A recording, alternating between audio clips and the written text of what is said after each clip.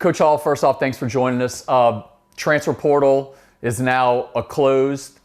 Is there relief, excitement? What is the feeling? Because I know the last few weeks have been trying times, up and down. You're losing kids, you're gaining kids. How's it been for you? Yeah, I think all those emotions. I think relief is one. I think also excitement because now we know who we're going to be playing with, who we're coaching, and we've got them. We're off and running. We've already worked out 1 week. That week has been great. I think the big thing for us, Garland, has been the retention piece. You know, we were in a position we were only going to bring in around 20 spots, give or take, depending on how you count them and how the pieces move. So when you look across this country, most people are bringing in between 40 and 60, even some up to 70 players to field their team. For us to be as low as 20, it just shows what kind of program we have here, how our players believe in it. Also, a big credit to Kelly Camarda, our general manager, and Kyle Scheckschneider, you know, our assistant general manager, and how they put this roster together. And then our coaching staff, our assistants, along with our leadership core. You know, our guys that are leaders, our next group of leaders at Tulane, because this place has been a player-led program. There's a lot of guys that are that next guy up. Who's going to be the next Bryce Bohan, the next Shadre Hurst, the next Makai Hughes, the next Michael Pratt? We feel like a lot of those kids are in this program, and so they're excited to grab that bull by the horns, if you will, and be the next leader. So we're pleased with the roster we were able to put together for this spring semester. You're always looking to upgrade. That's the nature of the beast now. If we can upgrade, we'll continue to push the envelope and do that. But we like what we've got, and we're excited to work with it. You were here last year, and I remember Coach Sumrall talking about numerous times. He had 60 kids, new kids on the roster last year. How tough is that? I mean, obviously it worked out. You made the college football playoff, but to have 60 new faces, that is an insane amount of kids. But I guess it takes a lot longer to gel when you have that many kids in the program that are new. It does. You know, I think when you look at this place, from Coach Fritz building it to Coach Sumrall taking it over and like I said, putting the pedal to the metal and accelerating it a little bit, I think there's been a lot of carryover from a culture standpoint. I think hiring me allowed, you know, someone to kind of tie those two cultures together even more, because I certainly believe in Coach Fritz. I certainly believe in Coach Sumrall and what they did. And we'll put our own twist on it, but I think the stability of, again, being able to keep a lot of the young pieces of this roster together, because when you look at the success of Tulane through the last several years, you know, those names we just named, those were all high school signees that worked their way through this program. And that's kind of what we're selling right now, man. Come to Tulane. Give us 3 years. You'll get a Tulane degree and you'll be set for life. And then at that point, one of 3 things will happen. You'll want to stay at Tulane because you love it so much. You'll be ready to go to the NFL, or maybe one of these big boys that pay over $1 million a year for you to play football will come get you. But we're still into the development piece. That's what we do here, and really like what we've been able to assemble, and really think our roster is very healthy. I think if you can play with second and third and fourth year players at our level, guys that have been in your program going on their second, their third, or their fourth year, I think it gives you a tremendous advantage because of the familiarity with the schemes, the familiarity with the culture, the familiarity with the league, and what it takes to win in this league. So we think we're in a good spot as far as that's concerned. I'm not going to have you go through all the transfer portal additions, but everybody just gravitates toward the quarterback. You got Zion Chris. Just what do you like about Zion? Obviously, he's a burner when it comes to running. What do y'all see to bring him to this campus? Yeah, so at the quarterback piece, it's kind of a microcosm of what I just talked about with roster building. Number one, I'll start with the 2 old guys. Caden Samanza is returning. Caden was the MAC Freshman of the Year at Ball State. Had a great year there at Ball State. Transferred to us last year, was in the quarterback competition to start all the way to the very end. So he's been with us a year. And then you bring in a guy like Zion, who obviously was electric at Louisiana Lafayette, and then went to Houston and was integral in getting that program turned around for Coach Fritz and those guys there. So 2 great young men that have won at the Group of 5 level and have played a lot of games. They have high character. They're tough. And then after that, you've got 3 young guys that we really believe in, you know, in Cade Scott, Jay Beeman, and then obviously bringing in Trace Johnson as a true freshman early enrollee. So we got 3 young guys that we really think we can develop and grow, and they can be that next Darian Mensah, that next Michael Pratt, that guy that signed with Tulane out of high school and developed. But with the 2 older transfers, we think we've got guys that have played and have that experience and have proven to have the talent to win and play at a high level at the Group of 5 level. So it's a really healthy quarterback room. It's a room that's going to be fun to coach and going to be exciting to watch the competition and the growth of it this spring. You were with the team last year with Caden Samanza. A little frustration on his part that he didn't get to take 1 snap on the field. It only went to Brendan and Jake Retzoff there. Is he excited to finally get an opportunity to get on the field? Not that he didn't have it last year, but he didn't get on the field. What was that conversation this offseason like? Because Caden never did get on the field for y'all. Yeah, I think he's extremely excited. You know, like I said, a guy that came in and had a great freshman season at Ball State and then was battling to be the starter all the way up to the end of fall camp when Jake beat him out. And then, you know, when you look at, as far as Jake and Brendan last year, Brendan gave us a little bit different dynamic than Jake from a running standpoint. And Caden handled that well. He learned and grew from it. He understands that when you go through things in life, that you can either grow from it or it can kill you. He certainly grew from it. He learned from it. He watched Jake. He watched Brendan. He continued to grow in our system and our culture. And he's excited about this spring to show what he can do. And he could have gone other places. Look, he's a guy that's played at a high level. So if he'd have gotten the portal, he would have been highly sought after. But he wanted to stay because he loves Tulane. He loves this system. He knows I believe in him, and Coach D'Angelo believes in him. So he's excited to compete with Zion and these young guys, and we're excited to watch him. Edna Carr obviously is one of the bigger programs in the area, along with John Curtis. You got 2 kids in the portal from Edna Carr and Jalen Lucas and Destin Hill. Excited to see those guys. They played in monster programs between LSU and Lucas played at Indiana and then played at Florida State. Yeah, excited to bring both those guys in our program. Number one, because they're such high character guys. And when you play for Coach Brown and Edna Carr, you are trained to be a leader. And we've got Ollie Mitchell from Edna Carr in our program right now. He's a young guy that's going to be a leader as well. To get Jalen back home for his last season, we think he's a dynamic playmaker that can fill that super back role that I've always had in my offense. When you look back at my Tulane pass with Amari Jones and then on the front door, in my recent past, we think Jalen can really be a dynamic player. And then to bring in Destin, everybody calls him Fat. Yeah, To bring in Fat and his leadership skills and the dynamic ability he has at receiver, we think he's a guy that you can bring right in and plug and play. And we want to be the destination of choice for people from this city that want to come back to this city. If you go away to make big money at those P4 programs, but you get ready to play, and you start thinking more about your legacy, what your career is going to look like when it's over, and it becomes bigger to you than just the amount of money you're going to make. Man, we want those guys to come back home and play here because we win, we develop, we get you on to the NFL, and along the way, man, we can get you an unbelievable degree that is nationally renowned. So we're excited to bring both of them back. With the transfer portal also, you talked about retention. Jamari McClure was red hot on the back end of this season. How important was it to retain him? Because it seems like that's going to be a big piece of your offense this year. No doubt. Jamari finished the year so well. A young man from Goshen, Alabama, and just a dynamic future, elite speed, also a really tough kid. And he falls into what we're talking about. He's a young guy that redshirted. Then he played his redshirt freshman season for us and continues to grow, and he's going into that 3rd year, like we talked about. Going into year 3, we can move you towards a Tulane degree. It sets you up for life after football, and then we can set you up for what's next in your football career. So year 3 for him, we certainly expect to be a big year. I know he expects it, we expect it. He's working extremely hard, and he's got some big-time competition. Like you said, we brought in Jalen. We brought in Johnny Daniels. We brought in DJ Duger, from Oklahoma State. Those are big-time recruits as well. But I expect Jamari to have a great offseason and continue to move toward being a dynamic player. Another one of those great Tulane high school players that we developed. Since you've been hired, do you have a conversation still with Coach Sumrall? I know he's busy with Florida and that transfer portal also. Have conversations been frequent or infrequent since y'all are both so busy? Yeah, we talk. I talked to him just a few days ago. He's doing great, and we're going through the same thing, building our roster, building our program. Because in a little bit nowadays, you're year to year. Obviously, he's taking over a new program, much like he did 2 years ago here. So there's going to be more transition where I am staying within a program that I'm very familiar with. So there's a little more of a retention piece here. But he'll do a great job in Florida. Look, man, he's a dynamic leader of men, and blessed to have been with him. For a year, blessed to have been a friend with him for some time now.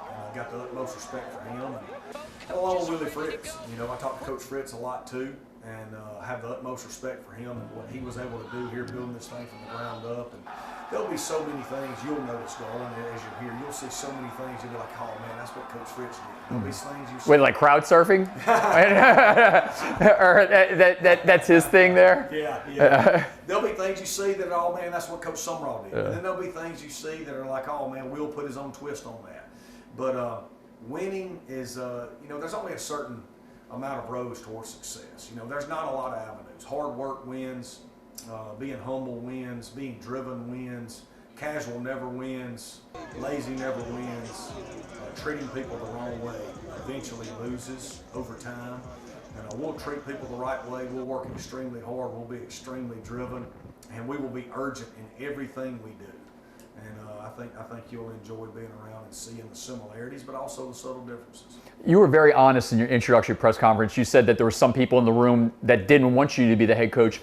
Do you think you quiet the naysayers by winning? Is that the only way to like get some people on board that are maybe weren't as happy with your hire? Is that just the key? Well, this is about winning. Yeah. And I don't want to say that's the only thing, but I'm about winning. Yeah. You know, I've been a winner my whole life. I was a winner as a player. I was a winner. Been a winner as a coach. I've helped change programs everywhere I've been, and hiring me, in my opinion, was the #1 best way for Tulane to continue winning at a high level and even take it to the next level. I'm completely confident in that. I know exactly what I'm supposed to do to win. I know exactly what I'm supposed to do to make sure I don't fail, because I've been through that. And I know this place. I've seen it through 2 dynamic leaders that were different. And I'm excited about being here. Like I said, as far as the naysayers, look, man, we've got to win. I get that and understand that. Nobody is more driven to do that than me. This is about winning at Tulane, but it's also about my namesake and legacy, which obviously matters to me. So that is paramount. That matters, but also treating people the right way. When you get past the winning, to me, I think people that know me know that I'm an impactor of people. That matters to me. I never want anybody to come across me and their day was worse because of it. I believe in treating people the right way. I believe in lifting people up. I want people to see a light in me and a bounce in my step, and they're drawn to it and they want to know why. And so I'm excited to be here. I know I'm meant to be here. I know it was part of God's plan for me to be here, and we're going to win. Talking about detractors, I've gotten questions about the hire, and a lot of people want to point to your record at Southern Miss. Is that fair to bring up your record at Southern Miss as something that people can point to, like, I don't know what's going to happen at Tulane? I mean, he didn't do it at Southern Miss. Is that a fair thing to say? Definitely fair. Yeah. Definitely fair. That's part of my past. The thing I would say is look at my body of work as a whole, look at what I did as an offensive coordinator everywhere I've been, and then also look at my head coaching record everywhere I've been. 2 of the places that I've been a head coach were the best 3-year run in school history. The other place I've been a head coach is the only bowl game they've won in the last so many years. Made some mistakes there towards the end. We didn't get it done holistically. But again, Pete Carroll was fired before he took USC. Coach Orgeron was fired before he took over LSU. And so on and so forth. The thing I would say with me is Tulane's getting the best of me. You're getting a guy that has won and knows how to win. You're also getting a guy that has been through failure and understands what that looks like. He understands his responsibility in it, and also the part that he couldn't control, that he wants to make sure next time he understands how to work around that. And look, certainly fair. Yeah. Certainly fair, but I would say look at the body of work as a whole and look at what you're getting right now. And again, it's about winning. You know, it doesn't matter. I'm here now.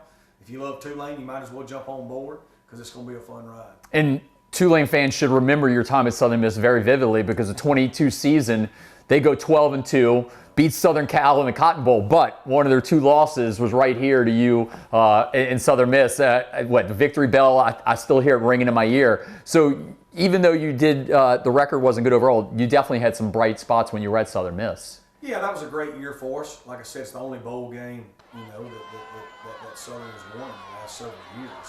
And it was great to get that program back going and win a bowl game. That was a big win for us that day. Certainly be glad to be at Tulane now. This is a place that's special to me. It's special to my family. Like you said, my boys both go to John Curtis. They were so happy to be back. My wife teaches 2nd grade at John Curtis. So we're completely invested in this community. And I grew up a Saints fan.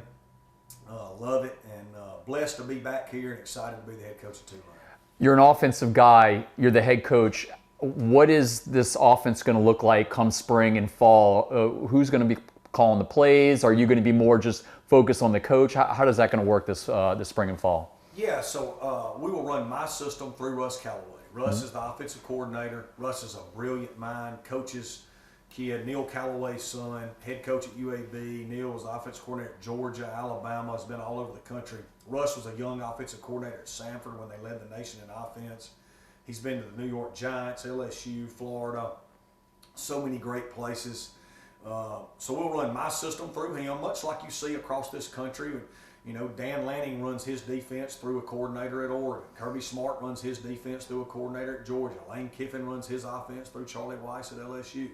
So it'll be very similar to that. Tulane fans are familiar with my system. We will install everything with tempo. We'll put the pedal to the metal. We'll play extremely fast.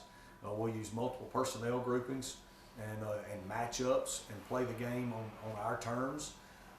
We won't always play with tempo. If the D coordinator's good at tempo, then we'll huddle, shift, and motion. If he can't handle tempo, we'll play with tempo. So it'll be an exciting offense. We'll score a whole lot of points. That's what we've done everywhere we've been. We'll build it around our quarterback. But it's a, you know, if I had to describe it, it's a multiple personnel West Coast offense that plays with tempo. You know, and so I think our fans will be excited to see that again, and we're looking forward to it. Your high school offense, when you played on your dad, was the complete opposite. How bizarre is it for your father to see what he coached in Mississippi at the high schools to what you're coaching now? Well, I'll say this. My dad ran the option. He ran the veer, the midline from under center. And in some ways that's opposite. But the thing, Garland, that he always out-schemed. We led the state in scoring my senior year. My dad was, it wasn't like what you see with Army and Navy. He was multiple personnel, multiple formation. We ran the veer. It was much more like Tom Osborne in the 90s in Nebraska. We were high-flying and scoring, and we threw the ball still. So Dad was a great offensive mind that outscored people, out-schemed people, and I was blessed to grow up under him in that option system to learn numbers and leverage and angles and how to attack people. Is it a constant conversation with them? I mean, how is it to be the son of a head coach there? Is it every single day you're talking about this and that, or what? How does that go? I'm sure there's a lot of pressure when you started coaching because everybody knows your dad. He's a Hall of Famer in the state of Mississippi. Yeah. You know, I think we're all products of our environment to a certain extent. I'm probably on the high end of that spectrum. I'm certainly a product of my environment. I was blessed to grow up in an environment where we won almost every week. I was blessed to grow up under a great offensive mind and see that growing up, and it affected me. So, you know, I'm 45 years old, but I'm probably about 70 years old from the amount of. I mean, I've been to a game on the sidelines every weekend since I was 5 years old. Mm-hmm. So I've been doing that for 40 years now. You know, I've never missed a weekend where I wasn't on the sidelines. So it was a blessing for me to grow up that way. He was my first hero. He's around. I love him to be around and see things. And but at the same time, I'm proud I went my own way. You know, he's a Mississippi legend. Shoot, I headed out. I've lived in 9 states, and me and my wife, Presbyterian College was our first job, to Southwest Baptist in Arkansas, Monticello, and Henderson State. So I don't feel like I ever got a job because of who my dad was. And so I'm proud of my dad. I'm proud of how I grew up, but I'm also proud that I blazed my own trail and did things my own way. At Northwest Mississippi, you threw for over 600 yards. In North Alabama, you broke all these passing records there. Those times, I mean, you lit it up there. Is that kind of show you that your way was the tempo offense that kind of shows people, hey, not only could I coach it, I did it at one time also? You know, I'm a guy that kind of has a chip on my shoulder, only because I'm a short guy, as everybody that's seen me knows. And I was a short quarterback that was overlooked and was an all-stater in high school, had to go to junior college. Even my own junior college in my area, Itawamba, didn't even want me. So I was released and went to Northwest and ended up being the starter there, and was blessed to be on some great teams. We were undefeated my second year and #1 in the country. We didn't win the national title because we were on probation, but was able to break 2 national records. Played for Scott Maxfield as the offensive coordinator there. Coach Maxfield ended up being the all-time winningest coach at Henderson State University. Great football coach. Bobby Ray Franklin was the head coach there, a living legend. And we were 4 wide spread, tempo, no huddle, running Bobby Petrino's passing game system at a young age, that had a huge impact on me. And, from there, ended up going to North Alabama and winning the Harlan Hill Trophy, which is the Division II Heisman. So being a short quarterback definitely affected me because I've always had a chip on my shoulder and always wanted to prove people wrong. And, we're in that situation again, like you said, with some of the naysayers. We'll prove them wrong. That's what we've always done. But once you graduated from college, you still had that itch. Yeah. Tell me about the 1 year you played for the Tupelo Fire Ants in the North Professional Football League. That doesn't sound sexy. Yeah. But So I got done playing at North Alabama. We'd had a great run. We won the conference. Played for Mark Hudspeth, great head football coach. He ended up being the first $1 million Group of 5 head football coach at Louisiana Lafayette. And so then that spring semester, I had to finish up my degree, and my dad had just taken over the Tupelo Fire Ants. I think they'd gone 2-12 the year before, and my dad takes them over and he says, "Man, Will, won't you come be the quarterback and the offensive coordinator? You can be like Peyton Manning, man. You can run the offense, call the plays, play quarterback." So I did, man. That was my first coaching experience. I came in, I was the OC and the quarterback. We took them from 2-12 to 8-6 in our first year, and we led the league in scoring and rushing, I believe, that year. So I was off and running, man, and it was a lot of fun. It was hard. A lot of people don't know in those leagues, man, you play on a skating rink, and, and so on basically carpet. But I made enough money to pay off my wife's engagement ring. So that's how Rebecca got her engagement ring. I lost both bursa sacks and both my elbows landing on that hard turf, but it was fun, and that was the beginning of my coaching career. Yeah, so Tupelo, after that season, what was that decision like with you and your wife?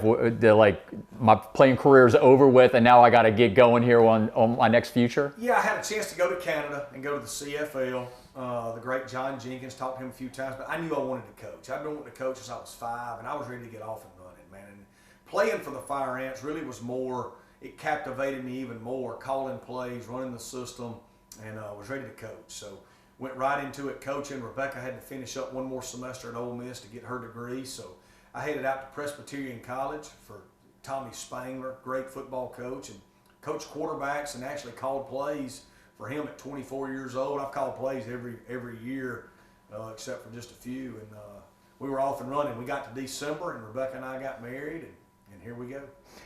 How excited are you to transfer portals closed, to get the spring schedule rolling? I'm sure spring schedule, football is going to start in March or something around there. How excited are you to quit talking about football and actually get back on the field and get the kids fired up for the next year? I love the spring semester. I do. It's one of my favorite times of the year. I love the development piece. I love teaching.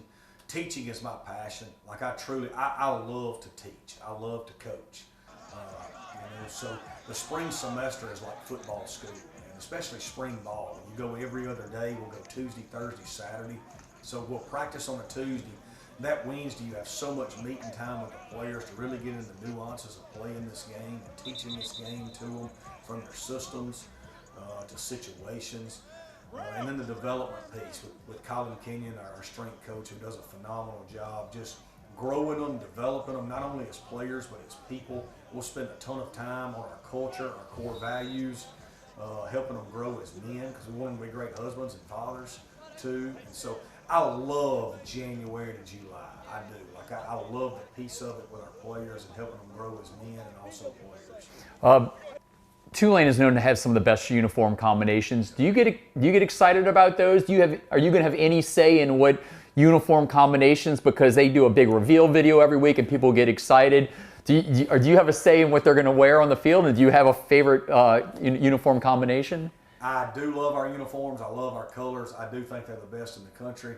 And yes, I will have a say. And I'm more of a traditionalist. I really am. And I think one thing cool about us now is we have a brand. And I think that's one of the great things that Coach Fritz did coming in here, is him and everybody around him, is they created this new uniform where we have a brand with the stripes, the helmet logo. Going to the Angry Wave was huge for this place, and then the pants. So our combinations all match. They go together. We'll do some things off the traditional path from time to time, because that's what you have to do now in recruiting and selling and marketing. But I do love our brand. We want to promote our brand, and our uniforms are unbelievable. Last question. Duke opener. Is it on the wall anywhere? When do you start like giving the kids like a little, you can see the cheese in front there. When do you start talking about the days of like, I mean, this isn't like some cupcake opener. You're going against the ACC champ. When do you start bringing up that y'all got Duke in the opener? Yeah, so for us right now, it's about, we're in the phase of development. So we're in the phase of, hey, everybody in our program needs to look themselves in the mirror every day and say, how much can I improve today? So right now we want to master ourselves and improve ourselves. Then we want to master our systems. And then once we get done with spring ball, that's kind of when we'll flip the switch to, okay, now we've got to start getting ready for the first half of our season, our non-conference schedule, specifically with Duke game 1. So we're not there yet. It'll come fast. But right now we want to spend every day we've got collectively in our program, everybody individually, how much can I improve me personally? And then collectively that'll make us all better. And then we'll flip the script after spring ball. Thanks for your time, Coach.